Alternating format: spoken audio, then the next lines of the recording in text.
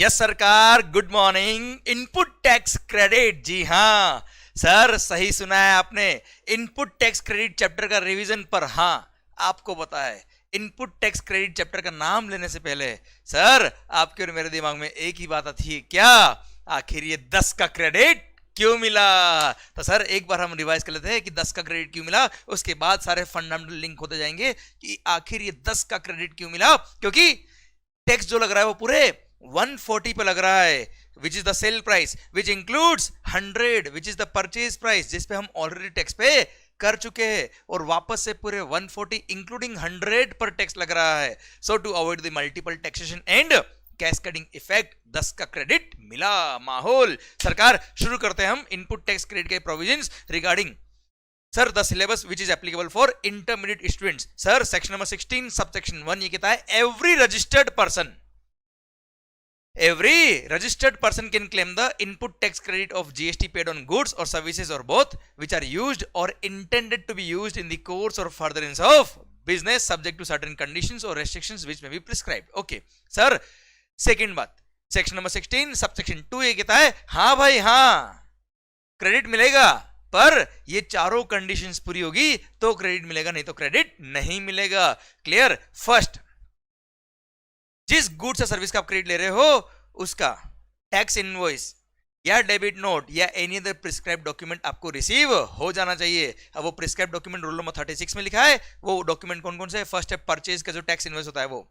Second, अगर reverse charge mechanism में आप रेसिपिएंट हो और सप्लायर अनरजिस्टर्ड है तो ऐसे केस में खुद पे इनवॉइस इश्यू करना पड़ता है, तो वो tax invoice clear plus payment of tax का प्रूफ आपके पास होना चाहिए। देन डेबिट नोट जो रेज किया है आपने फॉर एडिशनल, अगर सप्लायर ने डेबिट नोट आप पे रेज किया है फॉर एडिशनल टैक्स एटसेट्रा, तो ऐसे केस में डेबिट नोट के बेस पे क्रेडिट मिलेगा। देन अगर आपने कोई गुड्स इंपोर्ट करी है तो assessed copy of bill of entry के बेस पे आपको आईटीसी मिलेगा। Then sir input service distributor का अगर आपने इनवॉइस है उसके बेस पे आप क्रेडिट ले सकते हो। तो सर एक और लास्ट पॉइंट बचता है रिवाइज्ड टैक्स इनवॉइस। अगर सप्लायर ने आपको रिवाइज्ड टैक्स इनवॉइस दिया है तो दीज आर द डॉक्यूमेंट्स जिनके बेस पे आपको क्रेडिट मिल जाएगा। और हाँ ध्यान रखिएगा, रूल नंबर 36 में और कुछ बातें लिखी है, वो कहती है क्या कि टैक्स इनवॉइस के बेस पे क्रेडिट मिलेगा, ये जो डॉक्यूमेंट हमने पढ़े उनके बेस पे क्रेडिट मिलेगा, पर the tax invoice should contain all the information which is required to be mentioned on the tax invoice as per rule number 46 जो हमने टैक्स इनवॉइस चैप्टर में पढ़ा है। अब सर ऐसे केस में सारी इंफॉर्मेशन होगी तो क्रेडिट मिलेगा, पर एक प्रोवाइजो ऐड करके बोल दिया कोई बात नहीं, अगर कुछ इंफॉर्मेशन मिसिंग भी है इनवॉइस में तो भी चलेगा, पर एटलीस्ट ये इंफॉर्मेशन तो होनी चाहिए। Sir name and address of the supplier and his GST number, recipient का नाम एड्रेस और उसका जीएसटी नंबर, देन गुड्स कौन सा है उसकी वैल्यू ऑफ गुड्स और सर्विस और बोथ, देन टैक्स का अमाउंट सेपरेटली, और इंटर स्टेट सप्लाई अगर है तो सर प्लेस ऑफ सप्लाई लिखना कंपलसरी है। ये इंफॉर्मेशन हुई, टैक्स का अमाउंट लिखा हुआ है तो सर आपको क्रेडिट मिल जाएगा, भले डॉक्यूमेंट पे अदर इंफॉर्मेशन नहीं तो भी चल जाएगा। ओके, एक और बात ध्यान रखिएगा, आपको क्रेडिट मिलेगा पर सर ये डॉक्यूमेंट्री एविडेंस होना चाहिए। Second, sir rule number 36 rule number 4 में क्या लिखा है बात करेंगे 2 मिनट बाद, पर sir second condition, 4 condition. First, ये टैक्स इनवॉइस या टैक्स पेइंग डॉक्यूमेंट आपके पास होना चाहिए। सेकंड, जिस गुड्स या सर्विस का आप क्रेडिट ले रहे हो वो आपको रिसीव हो जाना चाहिए। मतलब अगर आपने कभी एडवांस पेमेंट किया है सर्विसेज के लिए तो उस पर जीएसटी की लायबिलिटी आ जाती है सर्विस सप्लायर को, पर रेसिपिएंट को उसका क्रेडिट नहीं मिलता। गुड्स और service must be received by him, clear, तो ही क्रेडिट मिलेगा। पर ध्यान रखिएगा, bill to ship to model, अगर मान लो आपकी डायरेक्शन पे सप्लायर ने गुड्स किसी थर्ड पर्सन को सप्लाई कर दिया या आपके बिहाफ पे सर्विसेज किसी थर्ड पर्सन को प्रोवाइड कर दी, तो जब उसको गुड्स या सर्विस रिसीव हो गई थर्ड पर्सन को, तब मान लेंगे हमको गुड्स या सर्विस रिसीव हो गई है and yes we can claim the input tax credit, कोई दिक्कत नहीं है बेटा। Clear. Third condition, subject to provisions content in section number 41, supplier must have paid the tax. Sir supplier ने टैक्स पे कर दिया होना चाहिए सरकार को, पर एक बार सेक्शन नंबर 41 के अकॉर्डिंग आप प्रोविजनल क्रेडिट ले सकते हो। तो सर सप्लायर ने टैक्स पे कर दिया है तो ही क्रेडिट मिलेगा, पर एक बार आप प्रोविजनल क्रेडिट ले सकते हो। प्रोविजनल क्रेडिट कितना मिलेगा वो रूल नंबर 36 सब रूल नंबर 4 ने बताया। रूल नंबर 36 सब रूल नंबर 4 बोलता है कि जितना भी आपका एलिजिबल क्रेडिट है पर्टिकुलर टैक्स पीरियड का, उसका मैक्सिमम 10% और आप एक्स्ट्रा क्रेडिट ले सकते हो ऑन प्रोविजनल बेसिस। और अगर आपके एग्जाम्स नवंबर 2021 में होने वाले तो ध्यान रखिएगा ये लिमिट को कम करके 5% कर दिया है। मतलब अभी मई 2021 में अगर आपके एग्जाम्स है तो provisional credit can be sir 10% of the eligible credit, पर सर नवंबर 2021 में अगर आपके एग्जाम्स होंगे तो sir provisional credit can be 5% of the eligible credit, जो अमेंड हो गया है बेटा अभी। ओके तो सर जितना भी आपका एलिजिबल क्रेडिट है उसका आप क्रेडिट ले सकते हो। उसके अलावा आप प्रोविजनल बेस पे अगर कोई इनवॉइस आपके जीएसटीआर 2A में रिफ्लेक्ट नहीं हो रहा है तो 10% ऑफ द एलिजिबल क्रेडिट तक का क्रेडिट आप ले सकते हो। पर ध्यान रखिएगा ये कंडीशन जो लगती है वो उन्हीं इनवॉइसेस के लिए लगती है जिसके लिए सेक्शन नंबर 37 सबसेक्शन 1 रिक्वायर्ड है। मतलब जिनके लिए जीएसटीआर 1 सबमिट करना कंपलसरी होता है इस पर सेक्शन नंबर 37 सबसेक्शन 1, उन्हीं के लिए, उन्हीं इनवॉइसेस के लिए कंडीशन एप्लीकेबल है। मतलब अगर आपने ऐसा कोई इनवर्स सप्लाई लिया है जिसमें रिवर्स चार्ज में खुद की लायबिलिटी है तो खुद टैक्स पे करो, क्रेडिट लो। इनपुट सर्विस डिस्ट्रीब्यूटर जीएसटीआर 6 के थ्रू क्रेडिट पास ऑन करता है आपको, क्रेडिट लो, कोई दिक्कत नहीं है सर। इंपोर्ट ऑफ गुड्स में बिल ऑफ एंट्री के बेस पे जो कस्टम के साथ में आईजीएसटी पे किया उसका क्रेडिट लीजिए, वहां पे कोई कंडीशन नहीं है, वहां पे ये 10% वाली रेस्ट्रिक्शन नहीं लगती बेटा। ऑब्वियसली जिनके लिए जीएसटीआर 1 सबमिट करना कंपलसरी होता है और जीएसटीआर 1 के थ्रू वो क्रेडिट आपके जीएसटीआर 2A में रिफ्लेक्ट होती है, वहीं पर सर जितना एलिजिबल क्रेडिट है उसका मैक्सिमम 10% तक का एक्स्ट्रा क्रेडिट और ले सकते हो प्रोविजनल बेस पे बेटा। बाकी ये आईएसडी वाले इनवॉइस, रिवर्स चार्ज वाले बेस में क्रेडिट ले रहे हो, इंपोर्ट ऑफ गुड्स के केस में आप क्रेडिट ले रहे हो, वहां पे ये रेस्ट्रिक्शन देखने की जरूरत नहीं, वहां तो पूरा क्रेडिट लीजिए, मस्त रहिए, माहौल बनाइए। सर ध्यान रखिएगा यहाँ पे सप्लायर वाइज नहीं देखना है। जब प्रोविजनल क्रेडिट आप कैलकुलेट करते हो ना बेटा तो पूरे टैक्स पीरियड का, मतलब पूरे महीने का जब आप क्रेडिट ले रहे हो तो पूरे मंथ में या जो भी आपका टैक्स पीरियड है उसमें टोटल क्रेडिट कितना है आपका एलिजिबल क्रेडिट, उसका 10% एक्स्ट्रा और ले सकते हो या 5% नवंबर 21 के लिए। ओके ठीक है सर। अब ध्यान रखिएगा अब रिमेनिंग क्रेडिट आप कब लेंगे, अगर मान लो कोई इनवॉइस आपके 2A में रिफ्लेक्ट नहीं कर रहा है और 10% से एक्सीड कर रहा है एक्चुअल क्रेडिट, तो आप मैक्सिमम 10% तक ही ले सकते हो। रिमेनिंग क्रेडिट कब ले पाएंगे बेटा, जब जब वो इनवॉइस आते जाएंगे तब तक उनका क्रेडिट प्लस उसका 10% एक्स्ट्रा और क्रेडिट आप ले सकते हो बच्चों। क्लियर। तो ये था रूल नंबर 36। अब रूल नंबर 4 प्लस एक सर्कुलर दिया था वो भी मैंने कवर कर दिया। ओके फोर्थ कंडीशन, रेसिपिएंट ने अपना रिटर्न फाइल कर दिया होना चाहिए। रेसिपिएंट ने अपना रिटर्न फाइल कर दिया होना चाहिए, मतलब जीएसटीआर 3 भी उसने फाइल किया तो ही उसको क्रेडिट मिलेगा, नहीं तो क्रेडिट नहीं मिलेगा। ये चारों कंडीशन पूरी होनी चाहिए। फर्स्ट वापस बोल रहा हूं बेटा, टैक्स इनवॉइस, डेबिट नोट या एनी अदर प्रिस्क्राइब्ड डॉक्यूमेंट आपको रिसीव हो जाना चाहिए। सेकंड, गुड्स और सर्विस और both must be received. Third, supplier must have paid the tax, पर एक बार आप प्रोविजनल क्रेडिट ले सकते हो 10% तक का, और नवंबर 21 में तो 5% तक आप एलिजिबल क्रेडिट का क्रेडिट एक्स्ट्रा और ले सकते हो। And fourth, recipient must have filed his return, तो क्रेडिट मिलेगा नहीं तो क्रेडिट नहीं मिलेगा।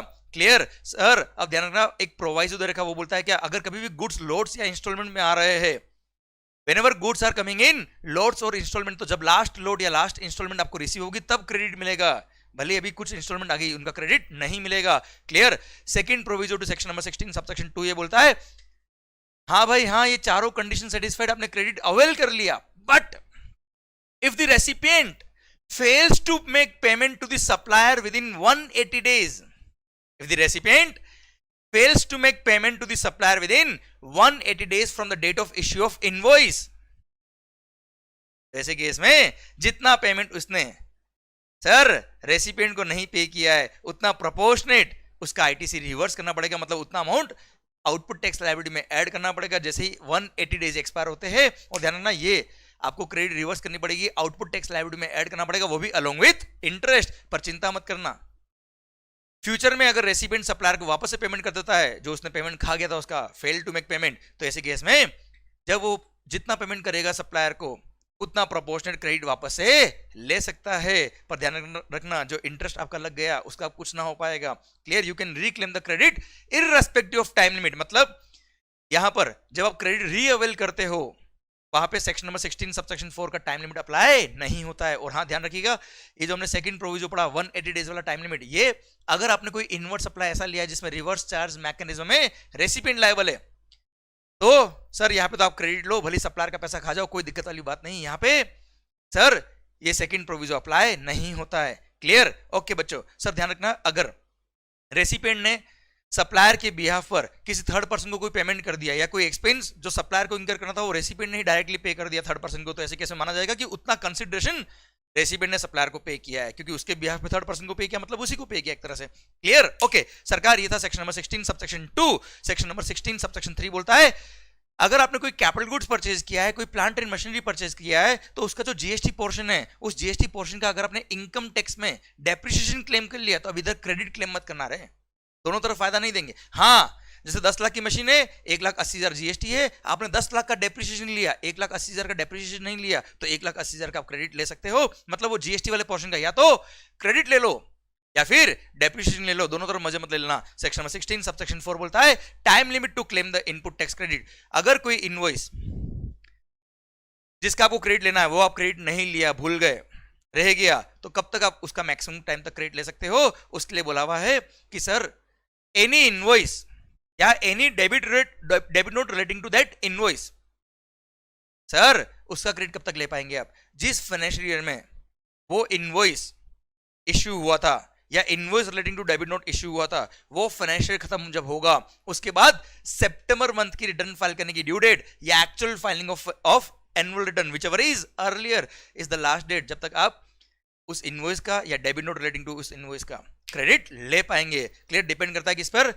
सर किस फाइनेंशियल में वो इनवॉइस इश्यू हुआ था, वो फाइनेंशियल खत्म होने के बाद सितंबर मंथ का रिटर्न फाइल करने का ड्यू डेट या actual filing of annual return whichever is earlier, तब क्रेडिट ले पाएंगे। ध्यान रखना बच्चों।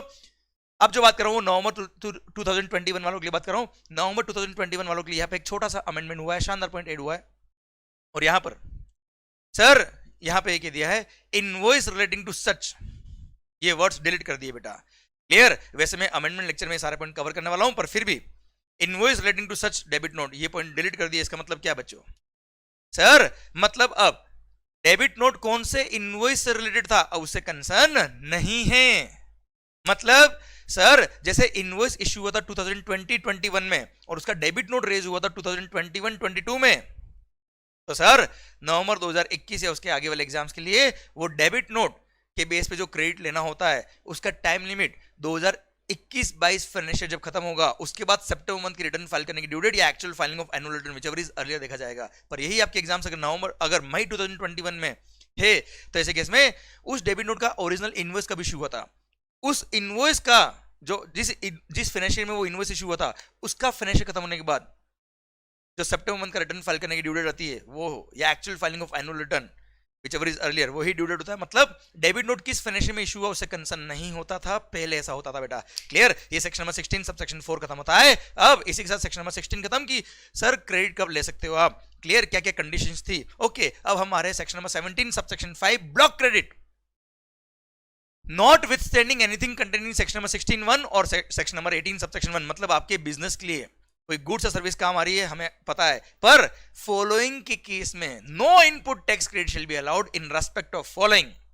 इनका क्रेडिट नहीं मिलेगा भले बिजनेस में काम आए ना आए, we don't care. First, motor vehicles which are designed to carry passengers up to having sitting capacity up to 13 passengers, approved sitting capacity up to 13% तक का मोटर व्हीकल है तो उसका क्रेडिट नहीं मिलेगा। इसमें कार आ गई, बाइक आ गई, सब आ गई बेटा। जिसका approved sitting capacity for transport of passenger is up to 13%, credit नहीं मिलेगा कुछ भी हो जाए। पर इसके 3 एक्सेप्शन है, उन 3 एक्सेप्शनल केसेस में इन मोटर व्हीकल का क्रेडिट मिल जाएगा। फर्स्ट, इफ उसमें लिखा है if you are engaged in making following taxable supplies, 3 case उसमें। First, you are engaged in further supply of such motor vehicles, भाई मेरा कार का शोरूम है या मैं कार को रेंट पे देता हूं तो कार का क्रेडिट मिल जाएगा। Second, if you are engaged in providing transport of passenger services. Third, sir you are engaged in imparting training on driving the motor vehicle, तो ऐसे केस में क्रेडिट मिल जाएगा। कार सिखाने वाला स्कूल है बेटा आपका, तो ऐसे केस में कार का क्रेडिट मिल जाएगा। अदरवाइज इन 3 केस के अलावा कभी भी इन मोटर व्हीकल का क्रेडिट नहीं मिलेगा। कुछ भी हो जाए, कितना भी इमोशनल क्यों ना कर दे क्वेश्चन, आपको क्रेडिट नहीं मिलेगा।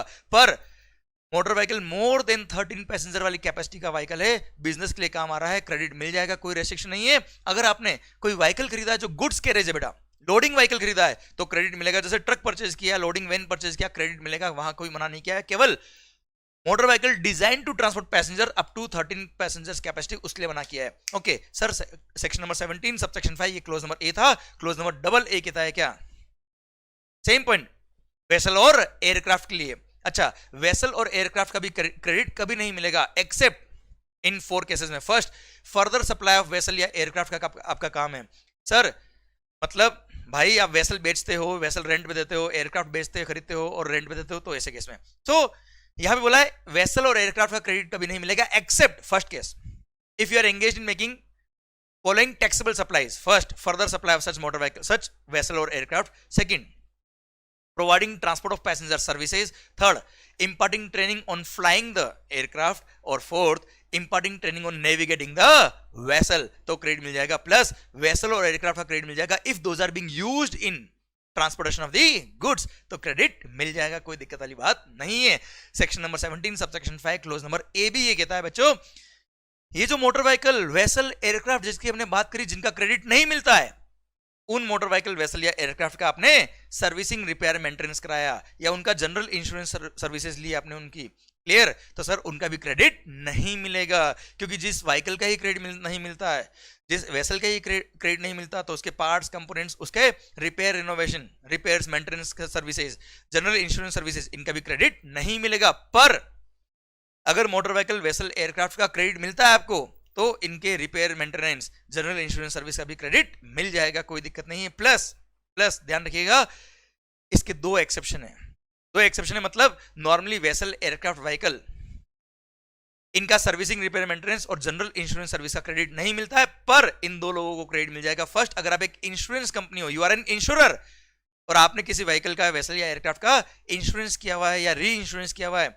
उसके लिए सर्विसिंग रिपेयर मेंटेनेंस सर्विस ली या री इंश्योरेंस की सर्विस ली, क्रेडिट मिल जाएगा। Second, if you are a manufacturer of those motor vehicles, vessel या एयरक्राफ्ट, तो ऐसे केस में आपको इन दोनों सर्विस का क्रेडिट मिल जाएगा। प्लस एक और पॉइंट जो आगे लिखा हुआ है क्लोज में बी में, मैं यही बता देता हूं, वेसल एयरक्राफ्ट व्हीकल जिनका क्रेडिट नहीं मिलता है, उनको अगर आपने रेंट पे लिया, हायरिंग पे लिया, लीजिंग पे लिया, तो भी क्रेडिट नहीं मिलेगा। पर जिनको वेसल व्हीकल एयरक्राफ्ट का क्रेडिट मिलता है, उन्होंने अगर वही वेसल व्हीकल या एयरक्राफ्ट लीज पे लिया है, रेंट पे लिया है, हायरिंग पे लिया है, तो उनको रेंट पे जो जीएसटी पे किया उसका क्रेडिट मिल जाएगा। ऐसा section number 17 subsection 5 sir clause number B में लिखा है, मैंने यही बता दिया आपको। Okay done sir. आइए section number 17 subsection 5 clause number B क्या कहता है, वो कहता है सर ये सर्विसेज जो एम्प्लॉइज के लिए नॉर्मली पर्सनल यूज में काम आती है, वहां क्रेडिट के लिए मना कर दिया, बोल दिया किसके लिए, no credit shall be allowed in respect of following. उसमें first, food and beverage, oh beverage नहीं हुई, beverages, food and beverages, outdoor catering, beauty treatment, health services, cosmetic और plastic surgery services, health insurance, life insurance, और यहीं पे लिखा था वो hiring, renting, leasing of motor vehicles, vessel और aircraft which are covered in clause number A और double A. Clear, जिनका क्रेडिट नहीं मिलता उनका रेंटिंग का भी क्रेडिट नहीं मिलेगा। क्लियर, तो इन सब सर्विस का क्रेडिट नहीं मिलेगा, पर एक एक्सेप्शन दिया है, वो बोला क्या, अगर आप same category of inward supply लेते हो to provide the same category of outward supply, तो क्रेडिट मिल जाएगा। जैसे मैं एक आउटडोर कैटरिंग सर्विस सप्लायर हूं, मेरे को कैटरिंग का कॉन्ट्रैक्ट मिला किसी से, और मेरे पास काम इतना था कि वही काम मैंने आउटसोर्स कर दिया किसी थर्ड पर्सन को। अब थर्ड पर्सन मेरे को आउटडोर कैटरिंग सर्विस दे रहा है और मैं आपको आउटडोर कैटरिंग सर्विस प्रोवाइड कर रहा हूं, तो मैंने जो आउटडोर कैटरिंग सर्विसेज लिए to provide the outdoor catering services, तो मेरे को क्रेडिट मिल जाएगा। क्लियर माहौल सरकार। सेकंड पॉइंट बोलता है इसमें क्या, membership of a club, health and fitness centre, then sir travel benefits extended to employees on vacation such as home और लीव ट्रैवल कंसेशन, उसके लिए जो भी आपने सर्विसेज ली कोई क्रेडिट नहीं मिलेगा। पर इन तीनों पॉइंट के लिए कॉमन पॉइंट बोला है बेटा कि अगर आपने इनमें से कोई भी सर्विसेज या गुड्स परचेज किए due to any obligation which is imposed by any law for the timing in force, और उसकी वजह से गुड्स या सर्विसेज आपने परचेज करी, तो क्रेडिट मिल जाएगा, कोई दिक्कत नहीं। जैसे for example food and beverages का क्रेडिट नहीं मिलता है, पर फैक्ट्रीज एक्ट में लिखा हुआ है कि आपको, मान लो ऐसा लिखा हुआ है कि आपको अपने एम्प्लॉइज के लिए, अपने लेबर के लिए कैंटीन की सर्विसेज देनी पड़ेगी, खाना उनको प्रोवाइड करना पड़ेगा, और उस सर्विस को प्रोवाइड करने के लिए, उनको खाना देने के लिए आपने खाना परचेज किया, फूड एंड बेवरेजेस परचेज किया, आउटडोर कैटरिंग सर्विसेज परचेज करी, यस उन पर जो जीएसटी पे किया, इस केस में क्रेडिट मिल जाएगा क्योंकि लॉ ने ऑब्लिगेटरी किया था, इसलिए बेटा। ओके माहौल सरकार। Section number 17 subsection 5 block credit पढ़ रहा है, इनका क्रेडिट नहीं मिलता है। क्लोज नंबर सी और डी साथ में पढ़ा रहा हूं मैं आपको, ध्यान रखिएगा। कोई भी गुड्स या कोई भी सर्विसेज जो आपने परचेज करी है which are being used in construction of immovable property, all the goods, all the services, भले वो वर्क्स कॉन्ट्रैक्ट सर्विस हो सर, भले वो कंस्ट्रक्शन सर्विस हो, इंटीरियर डेकोरेटर हो, आर्किटेक्ट हो, सीमेंट, स्टील, आयरन, कोई भी गुड्स, कोई भी services which are used in construction of immovable property, उनका कभी कोई क्रेडिट नहीं मिलेगा, except if you are engaged in providing construction service और वर्क्स कॉन्ट्रैक्ट सर्विस, तो ही आपको क्रेडिट मिलेगा, नहीं तो क्रेडिट नहीं मिलेगा। प्लस इसके एक दो एक्सेप्शन और है, वो बोलता है कि अगर आप प्लांट और मशीनरी का इंस्टॉलेशन, इरेक्शन, कमीशनिंग कर रहे हो, उसके लिए अगर आपको वर्क्स कॉन्ट्रैक्ट की सर्विसेज काम है, सीमेंट, स्टील काम है, तो क्रेडिट मिल जाएगा। पर ध्यान रखना, प्लांट और मशीनरी के सर इंस्टॉलेशन, प्लांट और मशीनरी की डेफिनेशन में बोला हुआ है लैंड और बिल्डिंग, टेलीकॉम टावर और pipeline laid outside the factory premises, ये प्लांट और मशीनरी की डेफिनेशन में नहीं आएंगे। Plus the term construction shall include repair, renovation, alteration, sir ध्यान रखना, मॉडिफिकेशन,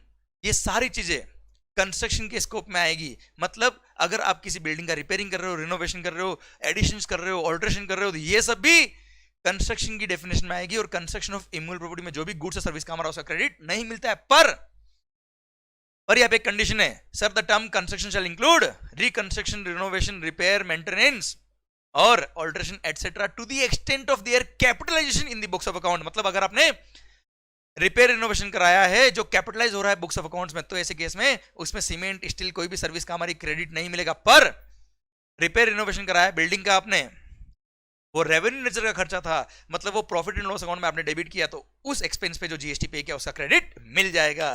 क्लियर? ये क्लोज नंबर सीओडी भारत माता की जय हो गया है sir. Then clause number E, अगर आपने कोई भी गुड्स या सर्विस परचेज किया ऐसे किसी पर्सन से जिसने कंपोजिशन स्कीम ली हुई है तो क्रेडिट नहीं मिलेगा। देन क्लोज नंबर एफ बोलता है क्या, नॉन रेसिडेंट टैक्सेबल पर्सन, वो नेपाली बिजनेसमैन जो इंडिया में आए थे बिजनेस करने के लिए, उनको कोई क्रेडिट नहीं मिलेगा एक्सेप्ट जो जीएसटी उन्होंने पे किया on import of goods.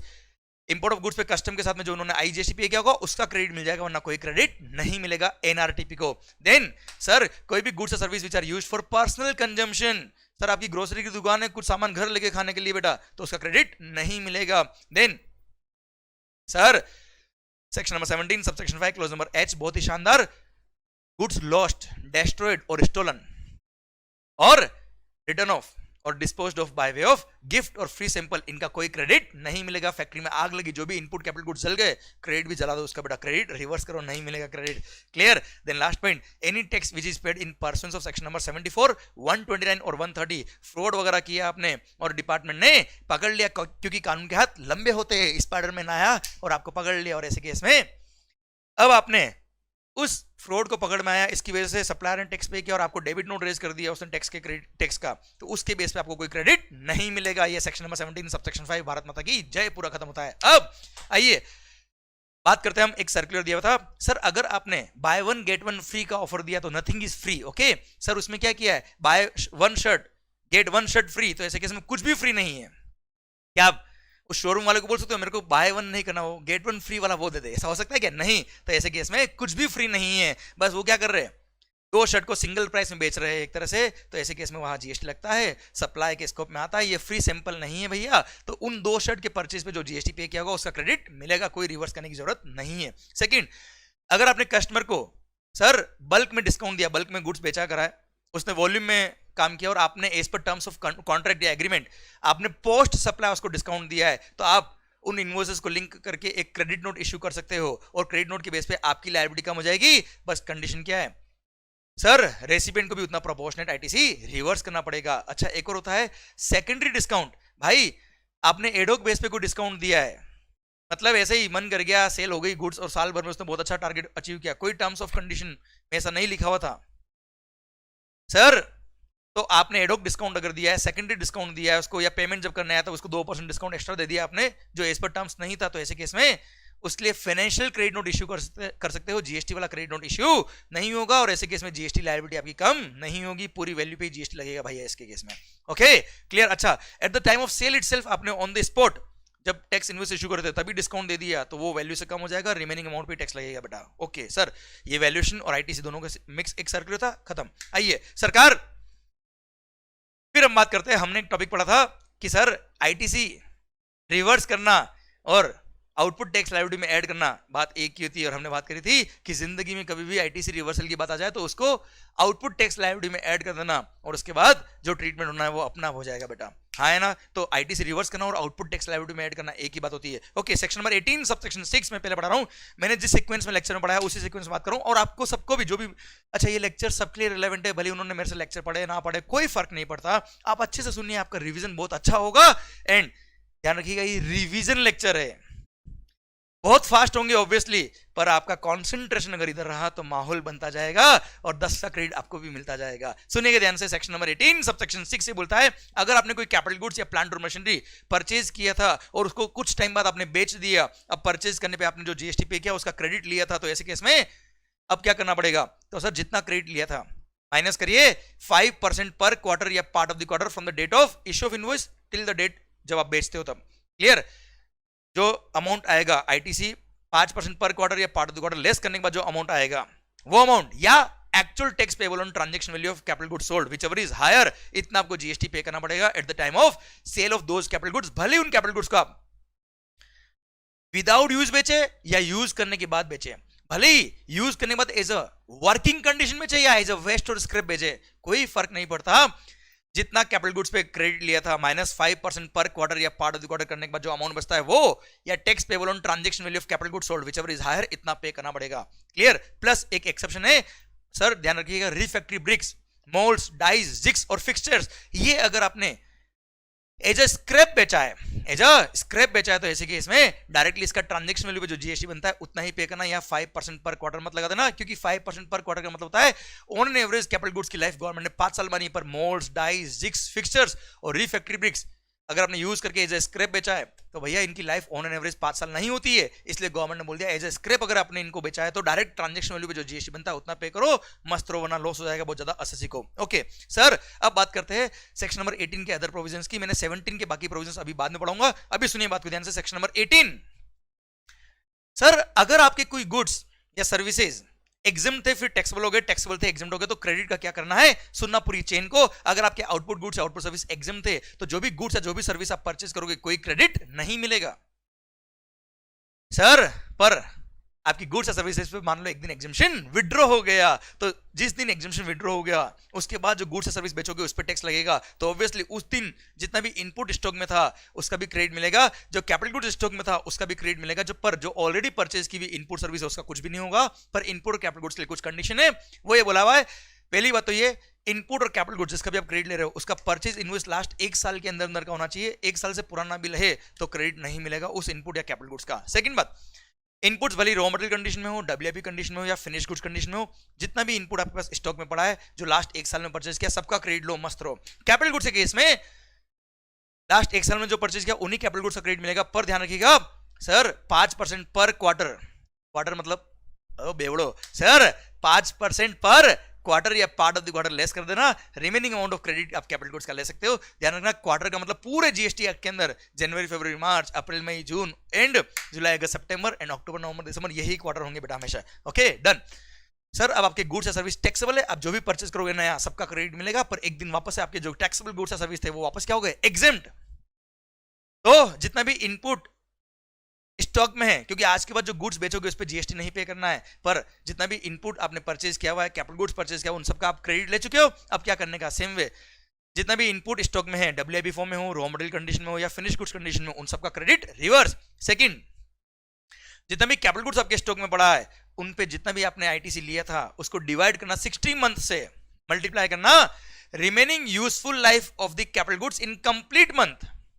Clear, इतना जो अमाउंट आएगा इतना आपको रिवर्स करना पड़ेगा, आउटपुट टैक्स लायबिलिटी में ऐड करना पड़ेगा, और उसके बाद भी ये इनपुट कैपिटल गुड्स का क्रेडिट रिवर्स करने के बाद भी कोई बैलेंस बचता है आईटीसी का तो इट विल लैप्स, वो भी रिवर्स हो जाएगा बच्चों। क्लियर, अब आपकी गुड्स सर्विस एग्जिम्प्ट है, जो भी नया परचेस करोगे कोई क्रेडिट नहीं मिलेगा। Clear, done. अच्छा, सेम प्रोविजन है अगर आप कंपोजिशन स्कीम में थे, कंपोजिशन से बाहर आ गए या कंपोजिशन में वापस ऑप्ट करते हो। क्लियर, मैं रिपीट कर देता हूं पॉइंट।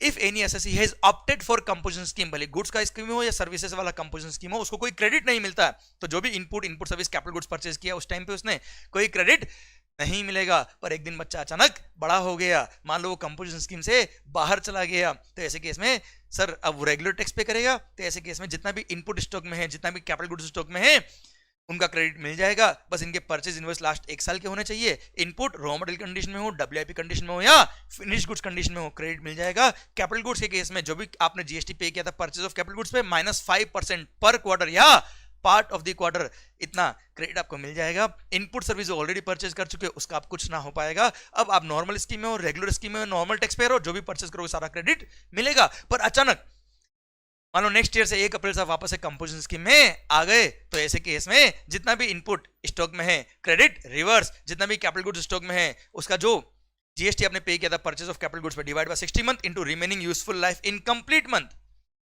क्लियर, जैसे रिमेनिंग यूजफुल लाइफ है 36 मंथ 5 डेज, तो 36 मंथ काउंट करने का है, 36 मंथ 25 डेज होता तो भी 36 मंथ से ही मल्टीप्लाई करते हैं। तो सर जितना भी आपने जीएसटी पे किया था कैपिटल गुड्स पे divide by 60 month into remaining useful life in complete month, इतना क्रेडिट रिवर्स करना है, और उसके बाद भी कोई क्रेडिट बच जाए आपके आईटीसी अकाउंट में तो it will lapse. Clear, Bharat माता की जय। और अब आप कंपोजिशन स्कीम में आ गए, जो भी परचेस करोगे कोई क्रेडिट नहीं मिलेगा, ये पूरी चेन खत्म होती है। अब आइए रजिस्ट्रेशन वाली बात भी कर लेते हैं हम। सर अगर मान लो कोई एसएससी जीएसटी में रजिस्टर्ड नहीं है, अगर कोई एसएससी जीएसटी में रजिस्टर्ड नहीं है तो जो भी भैया इनपुट सर्विस कैपिटल गुड्स कुछ भी परचेस करो कोई क्रेडिट नहीं मिलेगा, क्योंकि सेक्शन नंबर 16 सब सेक्शन 1 में लिखा है क्या, every registered person can claim the input tax credit, every registered person can claim the input tax credit. Okay, कोई क्रेडिट नहीं मिलेगा। पर मान लो एसएससी ने अपना रजिस्ट्रेशन करवा दिया, दिल थाम के सुने गया है, चेंज है, if SSC was not registered under GST at all, हो सकता है उसके सारे के सारे गुड्स या सर्विस एग्जेम्प्ट हो, उसने रजिस्ट्रेशन नहीं करवा रखा है, तो सर जो भी परचेज किया कोई क्रेडिट नहीं लिया, पर एक दिन मान लो उसने रजिस्ट्रेशन करवा दिया। अब अगर एसएससी ने रजिस्ट्रेशन करवाया है तो जितना भी इनपुट स्टॉक में है जो लास्ट एक साल में परचेज किया हुआ है, वो भले रॉ मटेरियल कंडीशन में हो, डब्ल्यूआईपी कंडीशन में हो या फिनिश गुड्स कंडीशन में, उनका क्रेडिट मिल जाएगा। कैपिटल गुड्स, ओ भाई capital goods no credit will be allowed. Input service का क्रेडिट वैसे भी नहीं मिलता है, जो ऑलरेडी आपने परचेज करी हुई है उसका कोई क्रेडिट नहीं मिलेगा। बस यार पॉइंट ऑफ डिफरेंस ये है कि कैपिटल गुड्स का भी क्रेडिट नहीं मिल रहा है जो लास्ट दो केस में मिल रहा था बच्चों। मतलब अगर at the time of purchase of capital goods you are not registered in GST due to any reason, तो अब भले आप रजिस्ट्रेशन करवा लो भाई साहब, उन मशीन्स का तो कुछ ना हो पाएगा जो आप ऑलरेडी परचेज कर चुके हो। उन कैपिटल गुड्स का कोई क्रेडिट नहीं मिलेगा, केवल इनपुट का मिलेगा, वो भी लास्ट एक साल में जो परचेज किए उनका। क्लियर? अब आप रजिस्टर्ड हो गए, जो भी नया परचेज करो सबका क्रेडिट मिलेगा। अब मान लो एसएससी ने अपना रजिस्ट्रेशन क्या करा दिया, कैंसिल, या डिपार्टमेंट ने उसका रजिस्ट्रेशन क्या कर दिया, कैंसिल। जो चैप्टर नंबर 9 रजिस्ट्रेशन का दिया हुआ बेटा, सेक्शन नंबर 29 सबसेक्शन 5 और सबसेक्शन 6, वहां पे प्रोविजन दिए, पर मैं यहां लिंक कर रहा हूं सो दैट सारी बातें एक जगह मजा आ जाए आपको लिंक होके। सर ऐसे केस में अगर कोई एसएससी अपना रजिस्ट्रेशन क्या कराता है, कैंसिल कराता है, या ऑफिसर उसका रजिस्ट्रेशन कैंसिल करता है, कुल मिला के ही ceases to be a taxable person, तो जितने भी इनपुट, जितने भी कैपिटल गुड्स, जितने भी गुड्स उसके पास है, वो सब मानते कि उसने खुद ने खुद को सप्लाई कर दिए, डिम्ड सप्लाई ऑफ गुड्स कहलाता है वो। तो ऐसे केस में जितना भी इनपुट स्टॉक में उन सबका आईटीसी निकालो, जितना भी कैपिटल गुड्स है उसका divide by 60 month into remaining useful life in complete month, और उन सब की ओपन मार्केट वैल्यू पे जो जीएसटी बनता है वो व्हिचएवर इज हायर, ये आईटीसी जो प्रोपोर्शन बनता है वो, या जो ओपन मार्केट वैल्यू पे जो जीएसटी बनता है वो व्हिचएवर इज हायर, इतना आपकी आउटपुट टैक्स लायबिलिटी में ऐड करेंगे, इतना क्रेडिट रिवर्स करना पड़ेगा। और उसके बाद भी कोई सर आईटीसी अकाउंट में बैलेंस बचता है तो इट विल लैप्स, क्लियर, मतलब वो भी रिवर्स हो जाएगा। हाँ ना, और आईटीसी अकाउंट में बैलेंस कम है तो रिमेनिंग अमाउंट आपको पे करना पड़ेगा बेटा। जस्ट 10 लाख रिवर्सिबल आ रहा है इन सारे केसेस में, और आईटीसी अकाउंट में बैलेंस कितना है, आईटीसी अकाउंट में बैलेंस है 8 लाख रुपया, तो 8 लाख रिवर्स 2 लाख पे करो।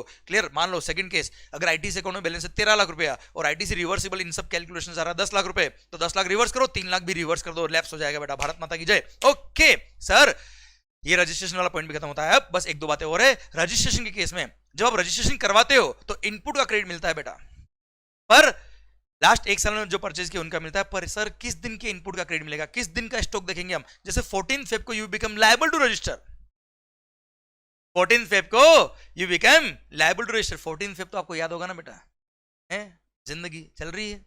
ओके सर, बस मन ही मन खुश हो बेटा, ज्यादा आगे नहीं। दो तरह के लोग होते बेटा, एक तो जो रियल में खुश हो रहे, दूसरे अपने आप के लिए खुश हो रहे बेटा। ओके, अब मेरा पॉइंट आपसे ये है, 14 फेब को मान लो you became liable to register, तो ऐसे केस में अगर आपने विद इन 30 डेज रजिस्ट्रेशन के लिए अप्लाई कर दिया तो 14 फेब से you become liable to register. 14 Feb से सर आप रजिस्टर्ड पर्सन कहलाएंगे। Effective date of registration 14 Feb होगी, इसलिए 14 फेब से पहले मतलब 13 फरवरी को क्लोजिंग स्टॉक जो था सर उन सब का आपको क्रेडिट मिलने वाला है इनपुट का बेटा, और 14 फेब से लास्ट एक साल में जो परचेज की उन्हीं का मिलेगा। सेकंड बात, अगर आपने 30 दिन में रजिस्ट्रेशन के लिए अप्लाई नहीं किया, 14 फेब को you become liable to register, पर तेरी दीवानगी में ऐसे हुए दीवाने की रजिस्ट्रेशन कराना ही भूल गए, तो ऐसे केस में मान लो आपने 10 अप्रैल को रजिस्ट्रेशन के लिए अप्लाई किया, 14 अप्रैल को आपको रजिस्ट्रेशन सर्टिफिकेट मिल गया, पर 30 दिन के बाद आपने रजिस्ट्रेशन के लिए अप्लाई किया, तो जिस दिन रजिस्ट्रेशन सर्टिफिकेट जो 14 अप्रैल को आपको मिल रहा है उस दिन इफेक्टिव डेट ऑफ रजिस्ट्रेशन होता है, इसलिए 13 अप्रैल को जो क्लोजिंग स्टॉक होगा उसी का आपको क्रेडिट मिलेगा जो लास्ट एक साल में परचेज किया होगा 13 अप्रैल से। क्लियर? समझे मेरी बात? मतलब यहां पे इस केस में 14 फेब से लेकर 13 अप्रैल तक जो गुड्स आपने बेच दिए उस पर जीएसटी पे करना पड़ेगा, गुड्स या सर्विस जो बेच दिए उस पर जीएसटी पे करना पड़ेगा, पर उनके परचेज पे जो जीएसटी पे किया था उनका क्रेडिट नहीं मिलेगा, क्योंकि 14 अप्रैल को आपको इफेक्टिव डेट ऑफ रजिस्ट्रेशन माना जाएगा, तो 13 अप्रैल की रात को क्लोजिंग स्टॉक में वो स्टॉक नहीं था क्योंकि आप बेच चुके हो बेटा। लायबिलिटी पे करनी पड़ेगी क्योंकि you become taxable person from 14 Feb, tax पे करना पड़ेगा, पर उन इनपुट का क्रेडिट नहीं मिलेगा जो आप बेच चुके हो 13 अप्रैल उससे पहले पहले। हाँ है ना? लास्ट केस, अगर आप लायबल टू रजिस्टर नहीं थे, आपने वॉलंटरी रजिस्ट्रेशन कराया है, तो ऐसे केस में date of grant of registration certificate जब होता है उस दिन, जैसे 14 फेब को आपने वॉलंटरी रजिस्ट्रेशन के लिए अप्लाई किया, 17 फरवरी को हाँ हो गई, मतलब रजिस्ट्रेशन सर्टिफिकेट मिल गया, तो ऐसे केस में 17 फरवरी को यू बिकम टैक्सेबल पर्सन, 17 फरवरी से ही आपकी लायबिलिटी आएगी, तो 16 फरवरी रात को जो क्रेडिट जो स्टॉक होगा इनपुट का उसका क्रेडिट मिल जाएगा जो लास्ट एक साल में परचेज किया, केवल इनपुट का बेटा। Okay done. अब इन सारे केसेस में जहां पे भी आप क्रेडिट ले रहे हो, आपको विद इन 30 डेज, जिस दिन आप एलिजिबल हुए क्रेडिट के लिए, इन सारे केसेस में विद इन 30 डेज जिस दिन आप एलिजिबल हुए उसके 30 दिन के अंदर आपको स्टॉक का स्टेटमेंट सबमिट करना पड़ेगा डिपार्टमेंट को in form number GST ITC 01। Clear. Second बात, अगर इन सारे केसेस में आपको आईटीसी रिवर्स करना है जिन जिन केसेस में बेटा, तो आईटीसी 03 नंबर का फॉर्म आपको सबमिट करना पड़ेगा in within 60 days from the date when you are liable to reverse the credit. उसके 60 डेज के अंदर आपको स्टॉक का स्टेटमेंट देना पड़ेगा in form number GST ITC 03।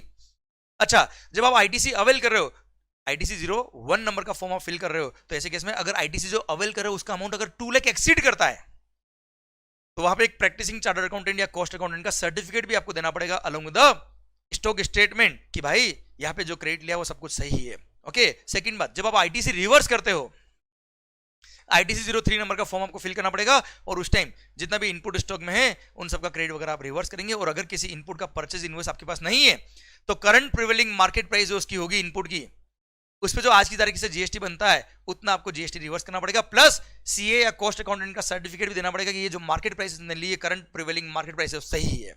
Okay done. आइए सरकार और बातें कर लेते हैं हम सर सेक्शन नंबर 18 से रिलेटेड।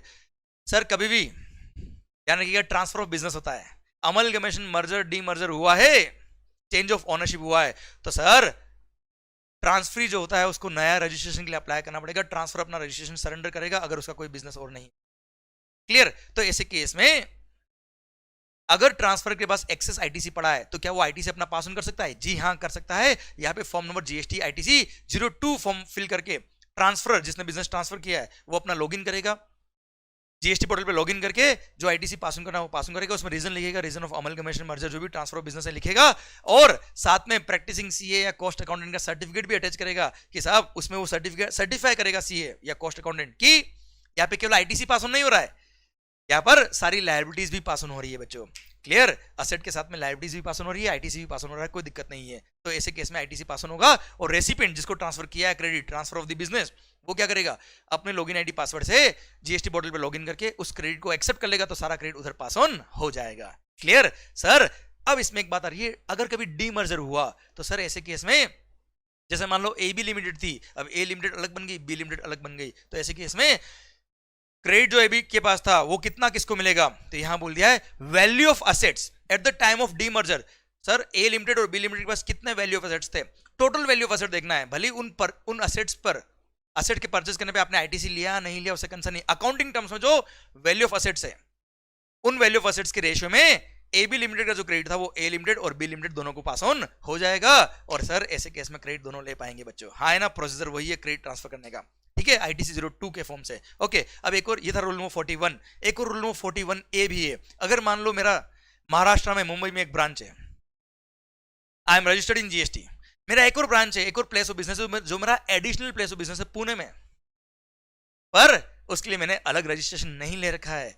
Clear sir. मैंने मुंबई वाले ऑफिस को प्रिंसिपल प्लेस ऑफ बिजनेस दिखा रखा है और पुणे वाले ऑफिस को एडिशनल प्लेस ऑफ बिजनेस दिखा रखा है, पर नाउ आई वांट कि पुणे वाले ऑफिस का मैं सेपरेट रजिस्ट्रेशन नंबर ले लूं, तो मैं ले सकता हूं। अगर मैं उसका सेपरेट रजिस्ट्रेशन नंबर ले रहा हूं तो सर पहले तो सारा रजिस्ट्रेशन नंबर एक ही था, तो सारा लायबिलिटी एक जगह, सारा क्रेडिट भी एक जगह। अब मान लो यहाँ पे बहुत सारा क्रेडिट पड़ा हुआ है, तो सर कुछ क्रेडिट तो उसको भी पास होना चाहिए ना यार, क्योंकि इसी का पार्ट अब दूसरा बनने जा रहा है बेटा।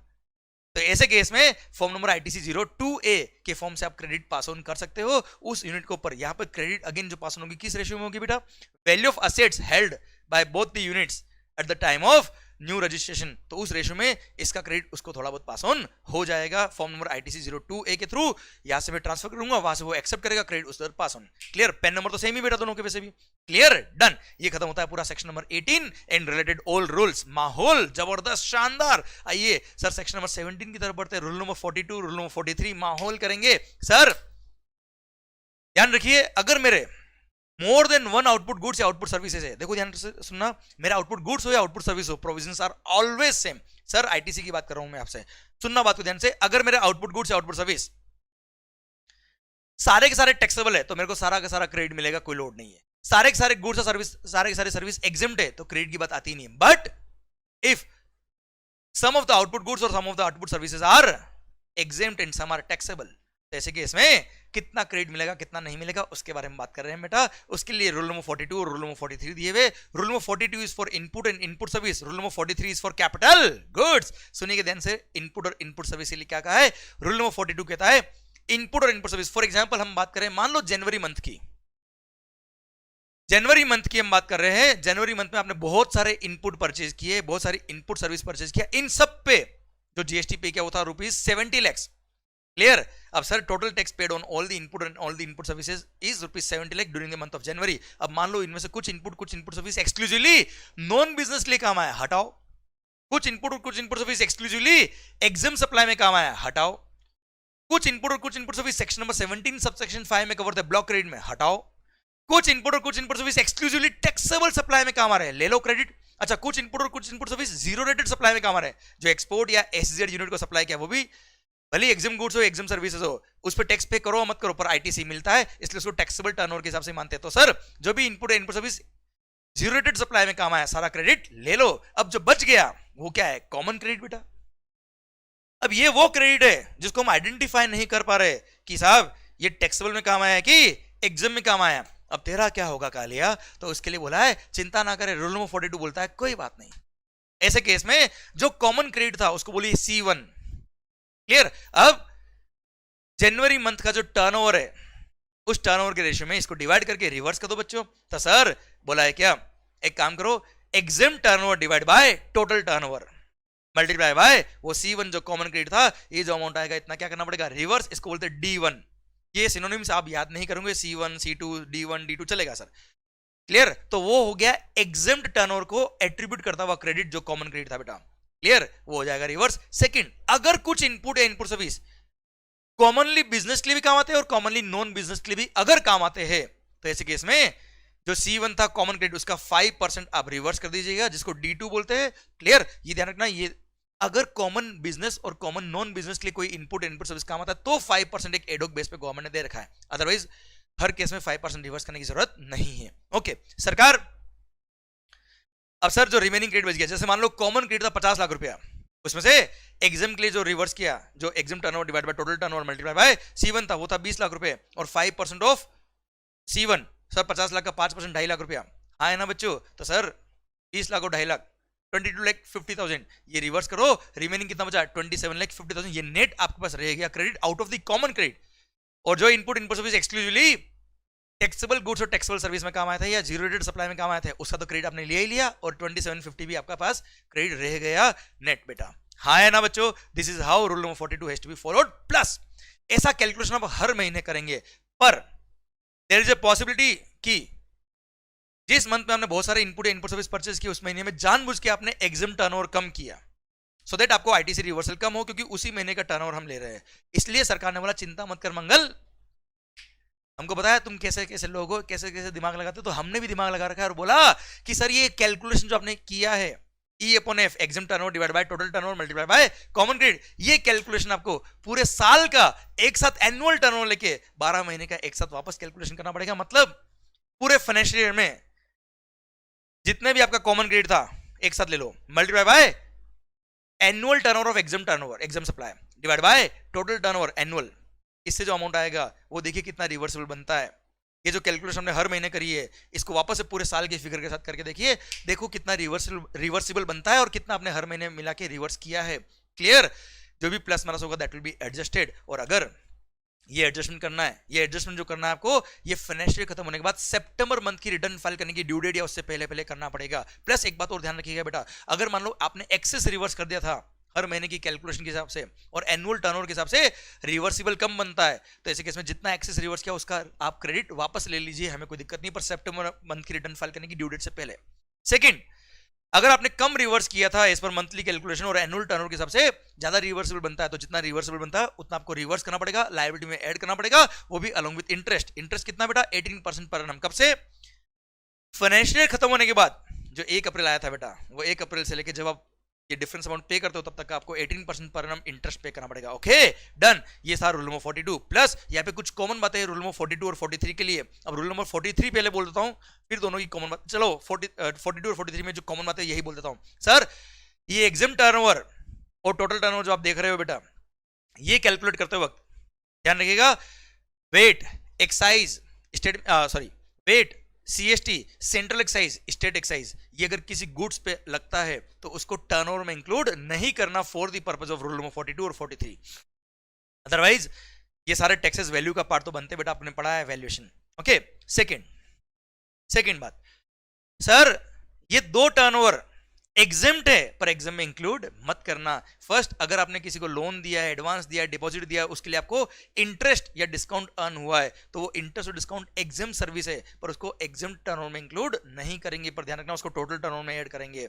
सेकंड, अगर आप मतलब इंटरेस्ट की इनकम जो होती है उसको एग्जाम टर्नओवर में इंक्लूड नहीं करना, टोटल टर्नओवर में इंक्लूड करना। सेकंड, सर अगर आप एक शिपिंग कंपनी हो, transport of goods by vessel कर रहे हो from customs station of clearance in India to a place outside India, तो सर वो शिपिंग कंपनी ने जो फ्रेट चार्ज किया है, भाड़ा चार्ज किया है, वो एग्जिम्ट है जीएसटी में, पर for the purposes of rule number 42 और 43 उसको एग्जिम्ट टर्नओवर में इंक्लूड मत करना, टोटल टर्नओवर में इंक्लूड कर देना बेटा उसको।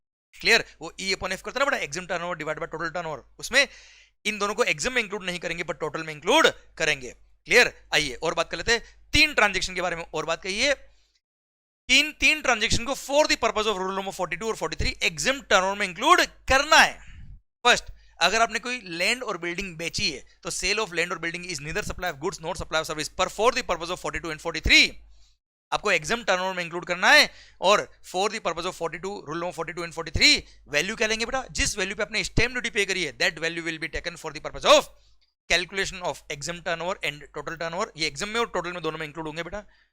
क्लियर? जो एग्जाम में इंक्लूड होगा वो टोटल में तो इंक्लूड होगा ना बेटा। तो ऐसे केस में सर जिस वैल्यू पे अपने स्टैम्प ड्यूटी पे करी वो वैल्यू हम इंक्लूड करेंगे एग्जाम टर्नओवर और टोटल टर्नओवर दोनों में for the purpose of rule number 42 और 43। Second, sale of securities, securities are neither supply of goods not supply of service, goods और सर्विस की डेफिनेशन में नहीं आता है, पर फिर भी for the purpose of rule number 42 और 43 1% of sale price of securities आपके एग्जाम टर्नओवर में इंक्लूड हो जाएगा और टोटल टर्नओवर में भी इंक्लूड होगा। थर्ड, सर आपने ऐसा कोई आउटवर्ड सप्लाई दिया है जिसमें रिवर्स चार्ज मैकेनिज्म है, रेसिपिएंट लायबल है, आप पे लायबिलिटी नहीं आती है, तो for the purpose of ITC आपको आईटीसी नहीं मिलता है बेटा, तो for the purpose of ITC for the purpose of rule number 42 और 43 उसको एग्जिम्ड टर्नओवर में इंक्लूड करना है और टोटल टर्नओवर में भी इंक्लूड हो गई। क्लियर है? ये डन। ये कुछ कॉमन बातें थी जो रूल नंबर 42 और 43 दोनों के लिए कॉमन बातें बेटा। आइए रूल नंबर 43 की तरफ बढ़ते हैं हम। कैपिटल गुड्स के केस में क्या करने का, आप एग्जिम गुड्स या सर्विस और टैक्सेबल गुड्स और टैक्सेबल सर्विस दोनों सप्लाई करते हो और आपने कुछ कैपिटल गुड्स परचेज किए। मान लो जनवरी मंथ की बात कर रहा हूं, जनवरी मंथ में बहुत सारे कैपिटल गुड्स परचेज किए, उसमें बहुत सारा जीएसटी पे किया होता, 70 लाख रुपए मान लो, तो सर ये तो सब पे पे किया हुआ बेटा, सारे गुड्स पे पे किया। अब मान लो इनमें से कोई कैपिटल गुड्स केवल और केवल एक्सक्लूसिवली एग्जाम में कमा है, हटाओ, उसका क्रेडिट नहीं मिलेगा सर। कोई capital goods exclusively non business के लिए कमा है, हटाओ। कोई कैपिटल गुड्स 17.5 में कवर था, जैसे कार थी बेटा डायरेक्टर की, हटाओ भाई। क्लियर? कोई capital goods exclusively taxable supply में काम आया, इंक्लूडिंग जीरो रेट सप्लाई में काम आया, तो क्रेडिट ले लो भैया, तो हटाओ, उसको भी लेके हटा दो। जो बच गया अमाउंट वो क्या है, कॉमन क्रेडिट। अब उसका क्या करने का, रूल नंबर 43 कहता है वो कॉमन क्रेडिट पूरा ले लो जनवरी महीने में, एक साथ सारा क्रेडिट ले लो। 43 रूल नंबर 43 कहता है सारा क्रेडिट जनवरी मंथ में ही ले लो जो कॉमन क्रेडिट था। मान लो कॉमन क्रेडिट था 60 लाख रुपया, 60, वो 60 लाख का सारा क्रेडिट जनवरी मंथ में आप ले लो। फिर तो कॉमन क्रेडिट साहब आप क्या करेंगे, उसको डिवाइड बाय 60 मंथ करना, 60 लाख को डिवाइड बाय 60 मंथ करेंगे तो 1 लाख रुपए पर मंथ आ गया। अब 60 मंथ तक, क्योंकि on an average capital goods का लाइफ जीएसटी के अंदर 60 मंथ माना है, 5 साल, तो 60 लाख का क्रेडिट पूरा जनवरी मंथ में ले लिया, फिर डिवाइड बाय 60 मंथ किया तो 1 लाख रुपए पर मंथ आया। अब 1 लाख रुपए पर मंथ को आप 60 महीनों तक जो रेस्पेक्टिव मंथ का एग्जाम टर्नओवर हो गया divide by total turnover, sir multiply by ₹1 lakh, वो जो अमाउंट आएगा वो हर महीने की आउटपुट टैक्स लायबिलिटी में ऐड करते जाना अलोंग विद इंटरेस्ट। भारत माता की जय होती जाएगी सर। क्लियर? डन, खत्म। अब एक दो बातें और है बेटा। मान लो कोई कैपिटल गुड्स जो एक्सक्लूसिवली सर एग्जाम सप्लाई में काम आ रहा था, अब वो कैपिटल गुड्स आप टैक्सेबल सप्लाई में काम ले रहे हो या कॉमन यूज में काम ले रहे हो, तो क्या करने का उसका। तो ऐसे केस में सर जब आपने परचेज किया होगा तब कैपिटल गुड्स पे क्रेडिट नहीं लिया होगा आपने, क्योंकि वो एक्सक्लूसिवली एग्जाम के लिए काम आ रहा था। तो ऐसे केस में जो उस पे जीएसटी पे किया था उसमें से 5% पर क्वार्टर या part of the quarter less करते जाएंगे। रिमेनिंग अमाउंट जो बचेगा वो पूरा क्रेडिट आप ले लीजिएगा फर्स्ट मंथ में, जिस महीने में आपने उन कैपिटल गुड्स को टैक्सेबल गुड्स या टैक्सेबल सर्विस के लिए काम लिया या कॉमन यूज में काम ले रहे हो, तो सर आप सारा क्रेडिट ले लीजिए 5% पर क्वार्टर या part of the quarter less करने के। क्लियर? अब सर अगर उस मशीन को आपने कॉमन यूज में काम लिया, जैसे मान लो पहले केवल एग्जाम गुड्स के लिए काम आ रही थी, मान लो पेन एग्जाम्ड है और ये मार्कर है, मान लो पेन एग्जाम्ड है, पेन के लिए काम आ रहा था पहले मशीन, अब वो कॉमन यूज में काम आ रहा है, तो क्या करेंगे 5%, जब आपने परचेज किया था जीएसटी, जब आपने परचेज किया था कैपिटल गुड्स, उस टाइम जो जीएसटी पे किया उसका तो क्रेडिट नहीं लिया होगा, मान लो वो था 10 लाख रुपए, उसमें से 5% पर क्वार्टर या पार्ट ऑफ द क्वार्टर, मान लो 5 क्वार्टर हुए तो 5 क्वार्टर के हिसाब से सर 25% आपने लेस किया, रिमेनिंग अमाउंट जो था वो पूरा क्रेडिट आप अवेल कर लीजिए। अब सिंस वो कॉमन यूज में काम आ रहा है तो क्या करने का सर, इसलिए यहां पे एक दिक्कत हो रही थी, इसलिए लॉ ने अमेंडमेंट किया था और बोला था क्या, एक काम करना, मैकेनिज्म इस तरह से मत रखना, मैकेनिज्म रखना जैसे आपने उस मशीन के परचेज में 10 लाख रुपए टैक्स पे किया था तो एक बार 10 लाख का 10 लाख पूरा अवेल कर लेना बेटा, 5% पर क्वार्टर, अभी रिवर्स मत करना। मैकेनिज्म चेंज किया, प्रेजेंटेशन चेंज कर दिया सो दैट कैलकुलेशन में दिक्कत नहीं है, 10 लाख का 10 लाख पूरा क्रेडिट अवेल करना, ये 1 अप्रैल 2020 से चेंज किया था बेटा। सर पूरा 10 लाख अवेल कर लो, पर सर 5 क्वार्टर तो वो एग्जाम में काम आया ना, तो क्या करने का सर, 5% पर क्वार्टर के हिसाब से 25% जो होता है 5 क्वार्टर के लिए, सर उतना उसी महीने की आउटपुट टैक्स लायबिलिटी में ऐड कर दो। तो एक तरह से नेट आपने 7.5 लाख ही लिया ना यार, तो सर एक बार 10 लाख पूरा अवेल करवाया, फिर उसको डिवाइड बाय 60 मंथ करेंगे क्योंकि वो कॉमन यूज में काम आ रहा है। एक बार सारा क्रेडिट ले लिया, डिवाइड बाय 60 मंथ करेंगे और सर 60 मंथ करके जो अमाउंट आएगा उसको remaining useful life of the capital goods, और रिमेनिंग यूजफुल लाइफ कितनी होगी 60 month from the date of issue of invoice, जो परचेज बिल था वहां से 60 महीने काउंट करेंगे। तो मान लो आपने 15 महीने ऑलरेडी कैपिटल गुड्स को यूज कर लिया एग्जाम के लिए, तो रिमेनिंग लाइफ कितनी बची बेटा 45 मंथ।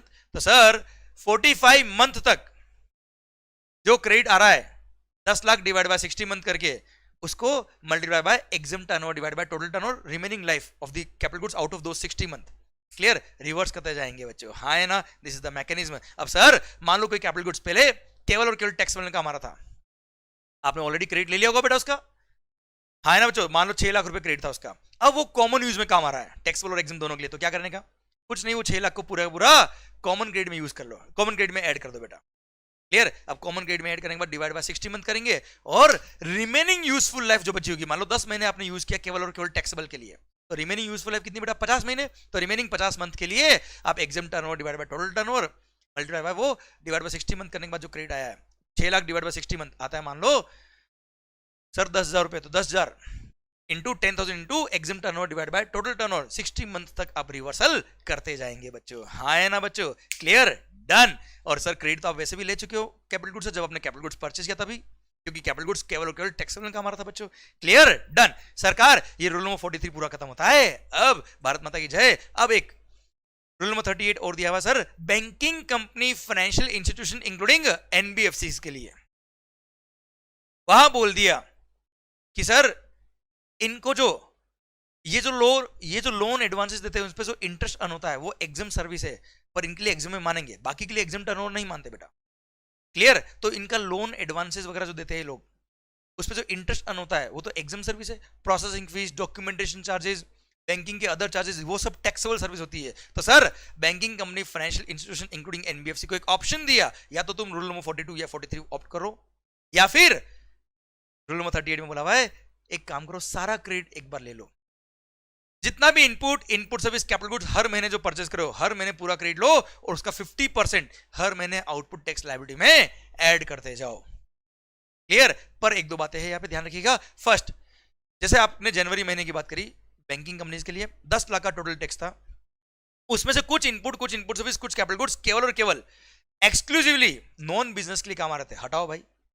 कुछ इनपुट सर्विस कैपिटल गुड्स केवल और केवल सेक्शन नंबर 17 सबसेक्शन 5 में कवर थे, हटाओ भाई, उनका तो क्रेडिट मिलता ही नहीं है यार, बाकी का जो क्रेडिट है वो पूरा ले लीजिए और उसका 50% रिवर्स कर दो। बस एक बात और ध्यान रखिएगा, अगर bank financial institution including NBFC को अपने ही दूसरे किसी ब्रांच से डिस्टिंक्ट पर्सन जिसको बोलते हैं having the same PAN number, उससे कोई सर्विस अगर रिसीव हुई थी तो वहां पर उस सर्विस का हम 100% क्रेडिट अलाउ करेंगे, वहां 50% रिवर्स करने की जरूरत नहीं है। तो कैलकुलेशन कैसे करेंगे, जैसे जनवरी महीने में जो भी परचेज किया इनपुट सर्विस कैपिटल गुड सबका क्रेडिट था 10 लाख रुपया, उसमें से एक्सक्लूसिवली नॉन बिजनेस के लिए काम आने वाले जो गुड्स थे या सर्विसेज थी उसका क्रेडिट था 1 लाख रुपए, हटाओ। 17.5 में कवर होने वाले इनपुट सर्विस का क्रेडिट था 1 लाख रुपए, हटाओ। डिस्टिंक्ट पर्सन जो सर्विस आ रही है उसका क्रेडिट था 2 लाख रुपए, वो 2 लाख पूरा ले लो, तो उसको टोटल क्रेडिट में से हटा दो, बच कितना गया है 6 लाख रुपए बेटा। अब 6 लाख का 50% कितना होता है 3 लाख रुपए, रिवर्स कर दो, 3 लाख रुपए ले लो और 2 लाख जो एक्सक्लूसिवली आपकी दूसरी डिस्टिंक्ट पर्सन सर्विस आई थी उसका पूरा क्रेडिट ले लो, मतलब आउट ऑफ 10 लाख आपको 5 लाख का क्रेडिट मिल गया इस एग्जाम्पल के अंदर। हाँ है ना, डन, भारत माता की जय। ये रूल नंबर 38 था बच्चों, हाँ है ना, डन। सर अब एक लास्ट टॉपिक बचा है, how to avail the credit and how to utilise the credit. Credit का यूटिलाइजेशन सर क्रेडिट का यूटिलाइजेशन कैसे होता है? सर सबसे पहली बात, आईजीएसटी का आईटीसी किस में काम आएगा? सीजीएसटी, एसजीएसटी और आईजीएसटी क्रेडिट कैसे यूज कर सकते हो वो टॉपिक याद दिया हुआ लास्ट में। इनपुट टैक्स क्रेडिट, आईजीएसटी का क्रेडिट सबसे पहले आईजीएसटी की लायबिलिटी को पे करने में काम आएगा, और उसके बाद बैलेंस अगर बच गया तो सीजीएसटी या एसजीएसटी की लायबिलिटी को पे करने में काम आएगा। In any order, in any proportion, तुम्हारी जितनी इच्छा उतना सीजीएसटी की लायबिलिटी के लिए यूज करो, जितनी इच्छा उतना एसजीएसटी की लायबिलिटी के लिए यूज करो, आईजीएसटी का आईटीसी। पर ये आईजीएसटी का आईटीसी यूज करते वक्त जरूर दिमाग लगा देना कि सीजीएसटी का लायबिलिटी कितना है, सीजीएसटी का आईटीसी कितना है, एसजीएसटी का लायबिलिटी कितना है, एसजीएसटी का आईटीसी कितना है। ऐसा नहीं हो जाए कि सीजीएसटी का एक्स्ट्रा आईटीसी बच जाए और इधर एसजीएसटी की लायबिलिटी एक्स्ट्रा बच जाए। तो आप आईजीएसटी के आईटीसी को उस तरह से यूज करिएगा सो दैट आपका minimum tax payable should be, tax payable in cash should be minimum. Clear? और हाँ, आईजीएसटी का आईटीसी सबसे पहले यूज करना है। आईजीएसटी का आईटीसी पूरा कंज्यूम होगा, उसके बाद ही सीजीएसटी और एसजीएसटी के आईटीसी को आप यूज कर पाएंगे। सीजीएसटी का आईटीसी यूज आएगा पहले सीजीएसटी की लायबिलिटी को पे करने के लिए, उसके बाद अगर बैलेंस बच गया तो आईजीएसटी की लायबिलिटी को पे करने के लिए सीजीएसटी का क्रेडिट काम आ सकता है। पर एसजीएसटी और यूटीजीएसटी की लायबिलिटी को पे करने के लिए सीजीएसटी का क्रेडिट कभी काम नहीं आएगा, क्योंकि वो रेवेन्यू सेंट्रल गवर्नमेंट का है, ये टैक्स स्टेट गवर्नमेंट का क्रेडिट कभी काम नहीं आएगा। सेम पॉइंट है एसजीएसटी या यूटीजीएसटी के लिए। एसजीएसटी या यूटीजीएसटी का क्रेडिट अगर है तो उसका क्रेडिट पहले खुद के परिवार के लिए यूज आएगा, मतलब एसजीएसटी या यूटीजीएसटी का क्रेडिट एसजीएसटी या यूटीजीएसटी को पे करने के लिए काम आएगा। उसके बाद अगर बैलेंस बच जाए तो it will be used for payment of liability of IGST. Clear? पर सीजीएसटी के लिए कभी भी एसजीएसटी या यूटीजीएसटी क्रेडिट काम नहीं आएगा। क्लियर? पक्का? डन? तो सर ये आईटीसी यूटिलाइजेशन भी समझ में आ गया। ध्यान रखना, आईजीएसटी का आईटीसी यूटिलाइज करते वक्त पहले आईजीएसटी की लायबिलिटी पे करना, फिर सीजीएसटी और एसजीएसटी की लायबिलिटी को पे करने के लिए आप आईजीएसटी का आईटीसी यूज कर सकते हो in any proportion, in any order. पर वो यूज करते वक्त जरूर दिमाग लगाना, क्योंकि न्यूमेरिकल क्वेश्चन बनता है उसका एग्जाम के अंदर बेटा। हाँ है ना? डन? ऐसा नहीं हो जाए कि सीजीएसटी का एक्स्ट्रा आईटीसी बच जाए, इधर एसजीएसटी की लायबिलिटी आ जाए बेटा। ठीक है, ध्यान रखिएगा उस बात को। ओके सर, ये यूटिलाइजेशन ऑफ आईटीसी भी खत्म। एक लास्ट रूल दे रखा है, रूल नंबर 86A, वो बोलता है restriction on utilisation of the input tax credit, जो लास्ट ईयर गवर्नमेंट ने इंट्रोड्यूस किया है रूल। और ये रूल बोलता है क्या, अगर ऑफिसर के पास, प्रॉपर ऑफिसर के पास रीजन टू बिलीव है कि आपने जो आईटीसी लिया वो गड़बड़ लिया है। कैसे गड़बड़? कि आपने जिनसे गुड्स या सर्विसेज परचेज किया, जिसके बिल पे आप क्रेडिट ले रहे हो, वो पार्टी एग्जिस्टेंस में ही नहीं है, या that supplier is not carrying on their business, they are not conducting the business from the declared place of business, या फिर आपने केवल बिल के बेस पे क्रेडिट लिया है, गुड्स और सर्विस तो आपको रिसीव ही नहीं हुई है, बोगस बिल के बेस पे क्रेडिट ले रहे हो शरी। थर्ड, सर जिस रेसिपिएंट ने क्रेडिट लिया है वो रेसिपिएंट ही एग्जिस्टेंस में नहीं है, या sir he is not conducting the business from the declared place of business. Sir मतलब कुल मिला के मामला गड़बड़ चल रहा है, फ्रॉडुलेंट एक्टिविटीज में इन्वॉल्व हो। आपने सुना होगा बोगस बिल का काम बहुत सारे लोग कर रहे थे, पकड़ लिया गवर्नमेंट ने, और सर उनके लिए रूल स्पेसिफिकली इंसर्ट किया है। या फिर बोल दिया क्या आपने, सर टैक्स इनवॉइस या डेबिट नोट जिनके बेस पे क्रेडिट लिया है, सर वो गुड्स और सर्विस आपको रिसीव ही, सर उनका टैक्स सरकार को उस सप्लायर ने पे ही नहीं किया और आपने क्रेडिट ले लिया बेटा। सर तो इस तरह के केसेस वहां पर रूल नंबर 86A में दिए हैं, और बोल दिया क्या, सर इन केसेस में, या फिर आपने क्रेडिट लिया है पर डेबिट नोट या टैक्स इनवॉइस या प्रिस्क्राइब्ड डॉक्यूमेंट आपके पास पोजीशन में नहीं है बेटा, बिना बिल के क्रेडिट ले लिया, तो इन सारे केस में ऑफिसर के पास पावर है कि सर कमिश्नर या उसका ऑथराइज ऑफिसर आप पे रेस्ट्रिक्शन इंपोज कर सकता है कि आप उतने अमाउंट की क्रेडिट को यूज नहीं कर पाएंगे, न उस क्रेडिट का कभी रिफंड के लिए अप्लाई कर पाएंगे। तो इलेक्ट्रॉनिक क्रेडिट लेजर में डेबिट अलाउ नहीं करेंगे उतने अमाउंट के लिए जितना ये गड़बड़ था। क्लियर? पर जैसे ही आप ऑफिसर को रिप्लाई करते हो, उसको सेटिस्फाई कर देते हो कि कोई गड़बड़ नहीं है, तो ऐसे केस में ये कंडीशन वो हटा देगा और फिर आप क्रेडिट यूज कर पाएंगे। और हाँ, ऑफिसर को ये केस 1 साल के अंदर क्लोज करना पड़ेगा, क्योंकि 1 साल के बाद ये रेस्ट्रिक्शन आप पे इंपोज नहीं हो सकती है। मतलब this restriction will be in force for only 1 year from the date of imposition of this restriction. Clear? Done? ये रूल नंबर 86A भी खत्म होता है। अब इसी के साथ भारत माता की जय। पूरा ITC, I tried my best कि मैं आपको हर एक पॉइंट, जो भी आपके सिलेबस में हर एक पॉइंट डिटेल के अंदर सर फास्ट वे में समझा दूं। शायद ये लेक्चर आपके लिए काम आएगा। प्लीज प्लीज प्लीज यूटिलाइज करें इस लेक्चर को, 2-3 बार सुन लीजिए, माहौल बना दीजिए, क्योंकि इनपुट टैक्स क्रेडिट एक बहुत ही शानदार चैप्टर है, बहुत ही बड़ा चैप्टर है, जिसको हमने इन कुछ वक्त में ही खत्म कर दिया। लगभग 1 घंटे में पूरा खत्म हो गया है। सर अपने जितने भी फ्रेंड्स हैं उन सबके साथ इनको शेयर कर सकते हो। भले ही कोई स्टूडेंट हमसे कोचिंग किया नहीं किया, उससे कोई फर्क नहीं पड़ता, बच्चा ये सबकी हेल्प करने के लिए। ओके, माहौल बनाइए और यस पढ़ते रहिए with full of positive mind, with full of positive energy, क्योंकि समय कोरोना का गलत चल रहा है, बेकार चल रहा है. Stay positive, stay happy, all the best. Thank you so much. Bye bye. माहौल.